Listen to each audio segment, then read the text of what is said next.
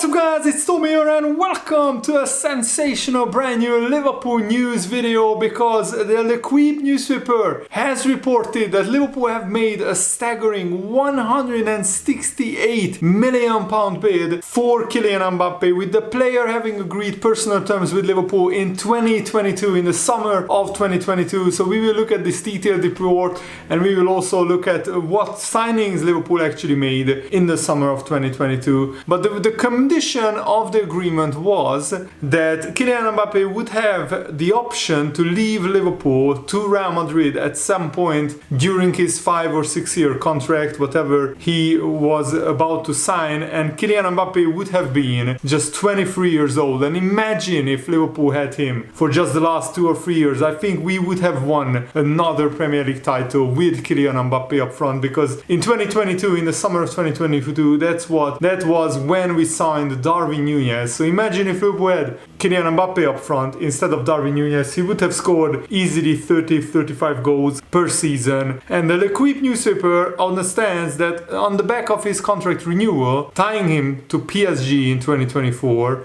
until 2024, with a player option to extend for a further year, PSG actually felt betrayed. Mbappe felt betrayed by PSG. The latter reportedly sold Mbappe an ever ambitious transfer window with the expected arrivals of Bernardo Silva and Robert Lewandowski. But then, Mbappe was very upset that PSG didn't bring in the players that they promised Mbappe that they would bring in. So he wanted to leave in 2022. And Mbappe's entourage asked PSG executives to allow him a way out before the end of the transfer window. So much so that Mbappe refused to take part in the opening game of the 5-0 thrashing of Clermont Foot. Mbappe was officially absent through injury, but he refused to play because he wanted to leave PSG that much. And then PSG received 2 bids from Real Madrid and from Liverpool, the 2 foreign clubs who always had an interest in Mbappe.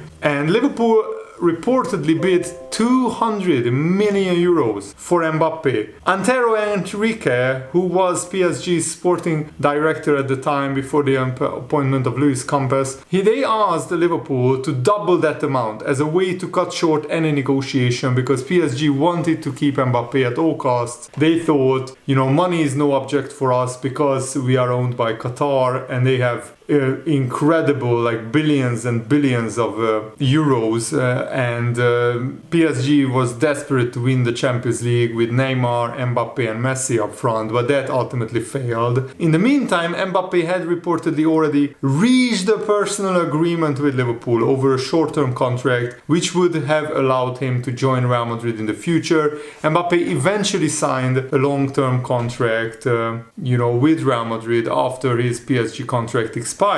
But I think this is a very interesting development, because it shows that Liverpool had real ambition even back then, and the owners were ready to spend big if the right kind of player was available. And we spent 85 million with bonuses on Darwin Núñez. That shows that the owners are willing to spend big money. We bid more than 110 million for Moises Caicedo. So if the right player is available, Liverpool are not afraid to spend big. And this deal, of course, is very interesting that it comes out now. I mean, imagine if this actually leaked at the time that Liverpool bid 200 million euros for Mbappe. But some sources say that Liverpool made a verbal offer, some deny it, that Liverpool made an offer. PSG's sporting director at the time wanted double that amount. That just shows that money was no object. I mean, which club could refuse a 400 million euro offer or even a 200 million euro offer for a player who only had 1 year left on his contract? But ultimately Liverpool couldn't pay 300 or 400 million euros for Mbappe, obviously. And Jurgen Klopp, a few months before the summer of 2022, said this about renewing his contract. He said it made sense to confirm his commitment to Liverpool Football Club now before the end of the season. revealing it may aid the club's transfer business in the summer. So Jurgen Klopp already knew that there was something in the works about Kylian Mbappe, and here is a detailed breakdown of all the transfers for the 2022-23 season. With Darwin Núñez was our record transfer in the summer of 2022. We also signed Calvin Ramsey, Fabio Carvalho, Ben Doak, and Arthur Melo on loan, which was a disaster. But I think, signing Fabio Carvalho for 7.7 million and then selling him for 25 million is a brilliant piece of business. The jury is still out on Darwin Núñez. Hopefully he will have a great season under Arne Slot. And we signed Cody Gakpo in the January transfer window. But in that summer we sold Sadio Mane, Minamino, Divock Origi left on a free transfer. So we lost 3 attacking players. But instead of Darwin Núñez, if Liverpool would have signed Mbappe, even if it's just for 1 or 2 seasons, that would have been absolutely fantastic. Liverpool had a really bad season in that season because we scored 75 goals but conceded 47 and only finished in 5th place. But that was largely because Darwin Núñez only scored 9 league goals in the Premier League. Imagine if Mbappe was playing for Liverpool and he would have scored 20-25 goals in the Premier League. Liverpool would have easily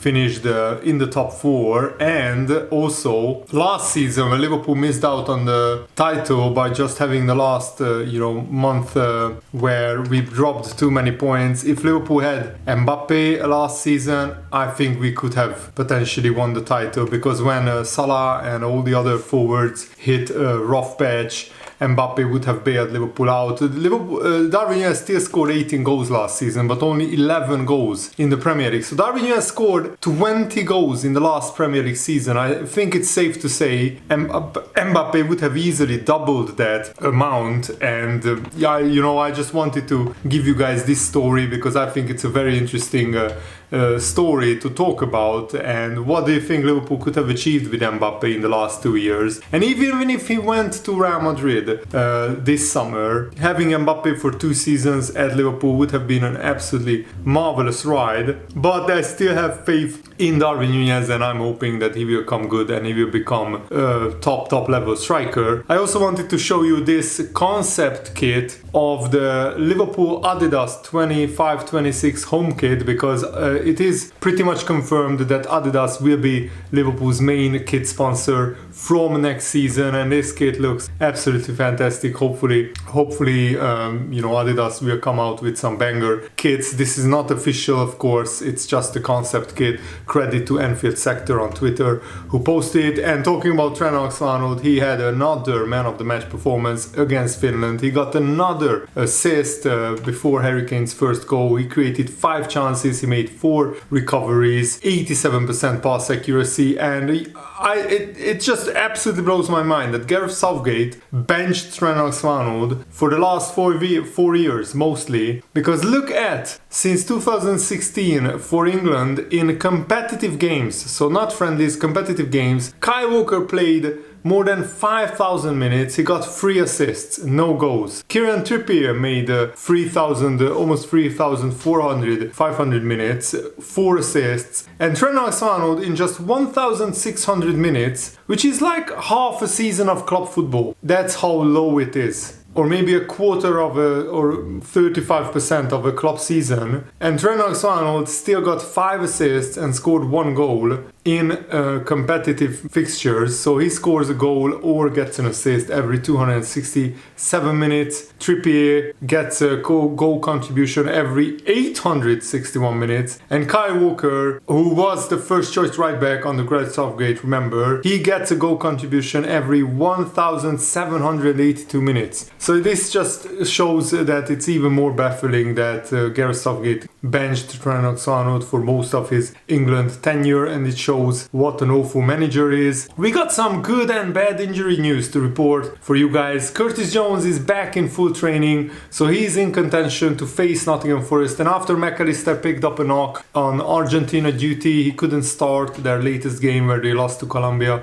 2-1. He still came on for the last 20 minutes and played, and he had a good game, but maybe he will be rested against Nottingham Forest and Curtis Jones could start in place of Trent Alexander-Arnold. Federico Chiesa has also taken some important steps in terms of building up his fitness as he's looking forward to his debut. So Chiesa will be in the squad, Curtis Jones will be in the squad, and Liverpool won't have a full squad available because we just got confirmation that Harvey Elliott got picked up an injury. But first, let's talk about Mo Salah, who celebrated his 100th game for Egypt with a goal. They beat Botswana 4-0 and Salah scored a tap-in. 56 goals and 33 assists in 100 games. That's almost one goal contribution every game for Egypt. That's absolutely legendary. And also look at this. Mo Salah in the Champions League. 42 goals and 13 assists in 66 appearances. He's an all-time Liverpool legend, an all-time great. And Paul Joyce just reported just a few minutes before I started recording this video that Harvey Elliott picked up an injury. He has been withdrawn from the England under-21 national team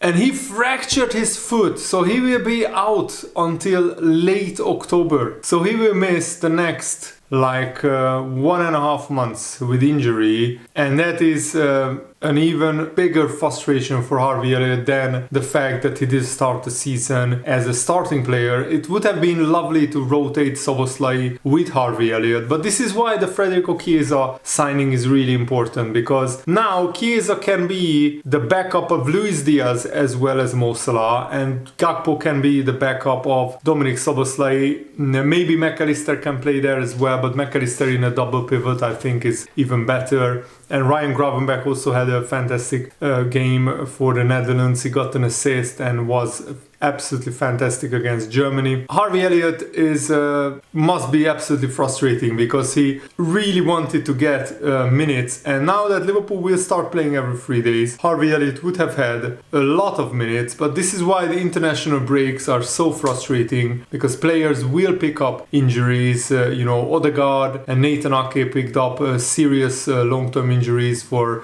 Arsenal and Man City respectively as well. And another reason why I was really happy that Liverpool signed Chiesa is that Harvey Elliott could play centrally in his favorite position, in the attacking midfield position, but now he has to wait until the end of October to play for Liverpool again, and that gives of course other players playing time. Maybe McAllister will play for the forward in some games, or even Curtis Jones, and we will see Tyler Morton be used probably, and Vaterando be used probably in some games as well. Harvey Elliott was really impressive in pre-season. He really impressed Arne Slot, but he has so far been a substitute for Liverpool, and now he will be facing 1.5 months out with this injury. An added frustration is that Harvey Elliott wanted to get himself into the England national team, the senior national team, because so far he has been playing for the England under-21s. The same applies to Curtis Jones, who most likely would have been involved in the Nations League matches for England against Ireland and Finland, but for this groin injury. But thankfully Curtis Jones will be back into full fitness, and we will need him because Liverpool need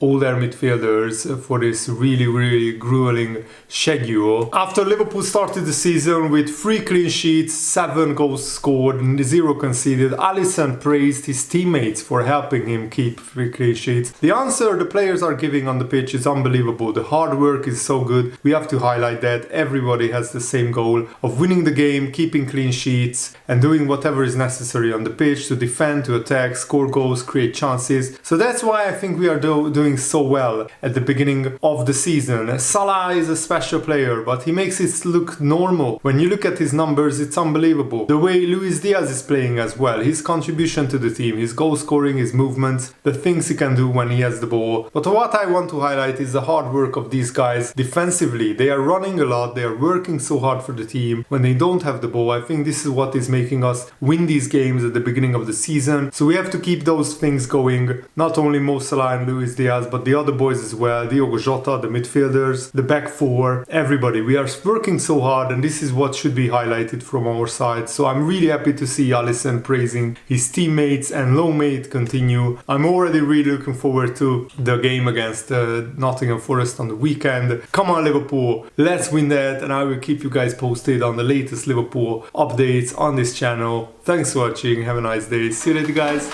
goodbye.